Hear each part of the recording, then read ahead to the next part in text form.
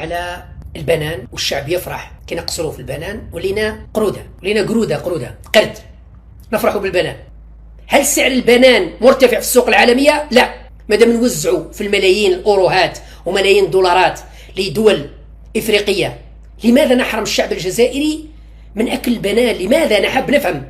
الرب يفهمونا وراه الإقلاع الاقتصادي، وراه المستثمر الماليزي جا مزال 86 عشنا الفرحه نتاع البنان لانه ما كناش ناكلوا فيه البنان. ما الله يرحمك تكون رايحه لخالتي ولا عمتي ولا كذا كادو تدي معاها شويه بنان، يعني هو الكادو المخير. المهم عشنا بحبوحه البنان. الان 2026 بعد تقريبا نصف قرن، استغفر الله يا ربي، نصف قرن تقريبا، الان نجد انفسنا نعيش نفس الاستوانه. الشعب فرحان بالبنان بالرغم من انه سعر البترول مرتفع، بالرغم من انه سعر البنان في متناول الجميع، وبالرغم من البحبوحه الماليه. لانه قلت لكم في 86 ملي كان عندنا مشكل مع البنان كانت الخزينه صفر ناقص. اذا لماذا نحرم الشعب الجزائري من البنان ونخلوه يفرح كي يقدر يشتري كيلو بنان ب40,000 بعد 6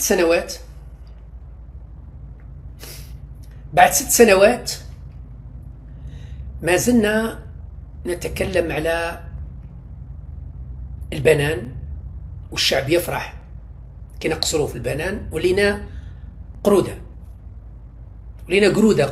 قرد نفرحوا بالبنان. واحدة شفت لها فيديو فرحانة، أنا فرحانة بزاف كي نقصرنا البنان. كثر خير سيد الرئيس، كثر خير الدولة، كثر خير السيد رزيق اللي خلى البنان يدخل ورانا ناكلوا فيه، وكثر خير الدولة، وكثر خير الجيش الوطني الشعبي، وكثر خير الشرطة، وكثر خير إذا خلى كاع مؤسسة الدولة على جال البنان. 2020 كنا نتكلموا على الإقلاع الاقتصادي، بعد كده قال لك لا كورونا وسمحوا لنا شوية نعطلوا. 2022 قال لك لا، 2022 سنة الإقلاع الاقتصادي، خلاص قررنا. بعد 23 قال لك لا، أنا تعطلنا شوية، كان ناقصنا واحد البولون هكذا، رانا نبدلوا البولون هذا باش نقلعوا تقليعة مليحة، رايحين نقلعوا كاتريام. 2024 لا اصبروا، راح نقلعوا اقلاع. 2025 اقلاع اقتصادي، 2026 اقلاع اقتصادي. لكن في 2022 كان عندنا مشكل البنان، 23 كان عندنا مشكل البنان، 24 كان عندنا مشكل البنان والحليب والبطاطا، 25 اقلاع اقتصادي قلنا نتهناو، بقينا في مشكل البطاطا والحليب والبنان. 2026 مشكل الحليب والبطاطا والبنان، والشعب يفرح. اقراوا معايا هذا: مواطن جزائري بكل عفوية كي لقيت البنان ب40,000 شريت 3 عائلات.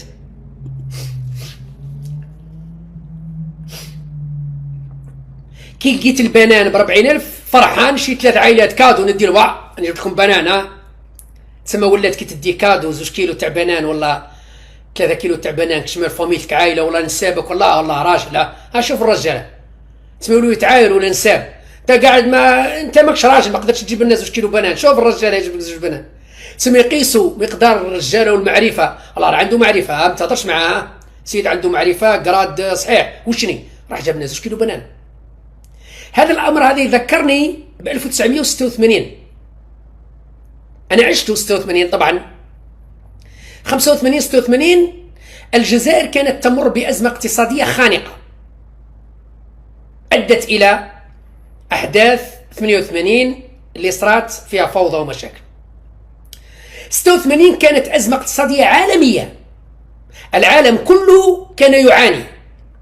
لم تكن توجد دول هي الان دول رائده. 1986 لم تكن دوله اسمها قطر بالمفهوم الحالي، او الامارات بالمفهوم الحالي، او سلطنه عمان بالمفهوم الحالي. لا ما كانش بصراحه، او البحرين، هذو ما كانش. كانوا عباره عن قبائل وعباره عن بدو رحل في خيام وفي كذا، دول فقيره وصغيره. 1986 كانت ازمه اقتصاديه خانقه ضربت اوروبا، امريكا، الشرق الاوسط، اسيا. لا انا قلت لكم 86 لا توجد دول بالمفهوم الحديث الان اللي هي الامارات او قطر او البحرين. كانت شويه الكويت متطوره من بكري، لكن الدول الاخرى يعني من البحرين، قطر، الامارات، السلطنه عمان، هذو ما كانش.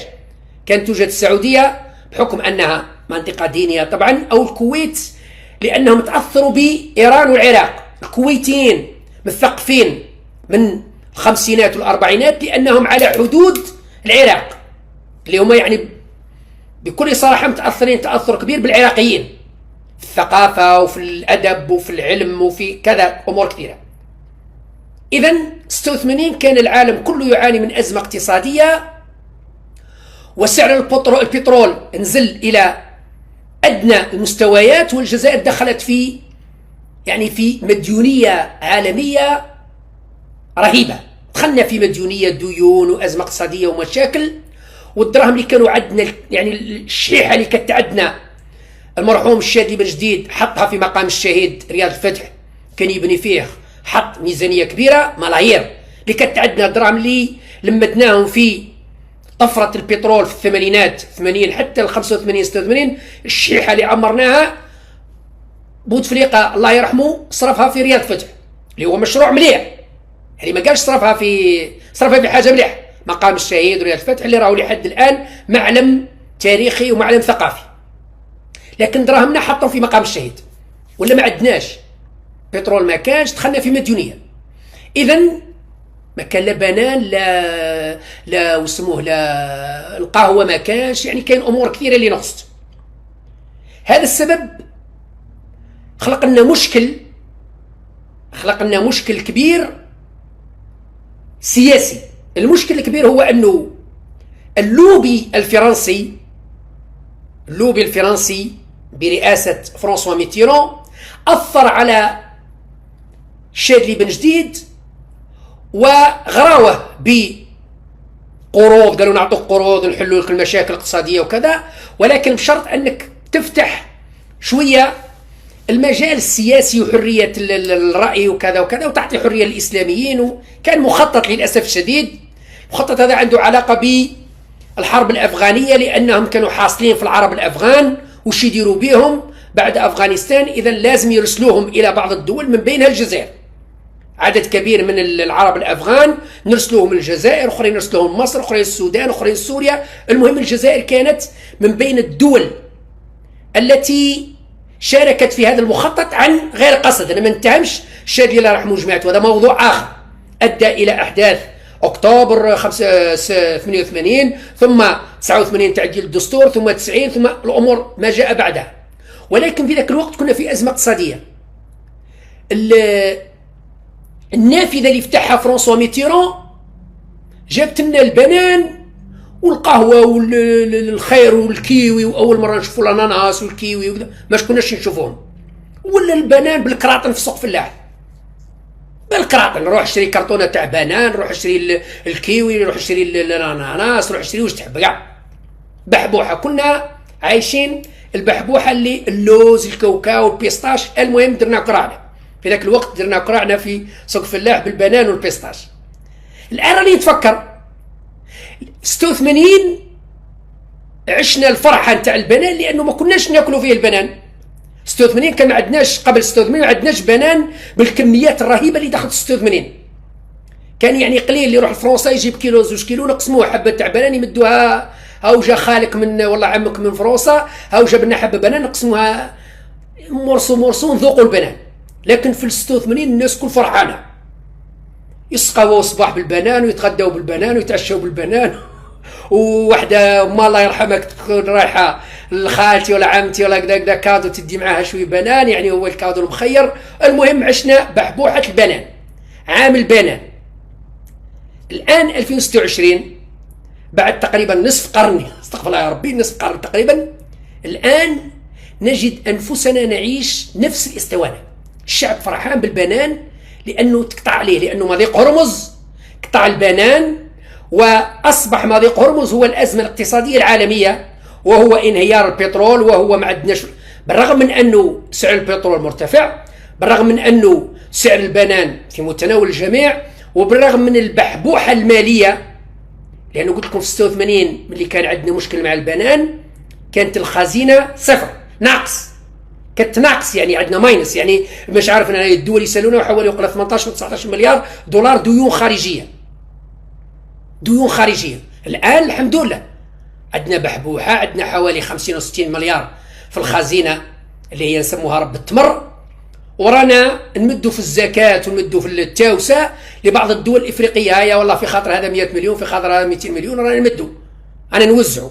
إذا لماذا نحرم الشعب الجزائري مادام نوزعوا في الملايين الأوروهات وملايين الدولارات لدول إفريقية؟ لماذا نحرم الشعب الجزائري من أكل البنان؟ لماذا؟ نحب نفهم. هل سعر البنان مرتفع في السوق العالمية؟ لا. هل هناك ندرة في مادة البنان؟ لا. إذن أين المشكل؟ هل البنان من الكماليات؟ لا.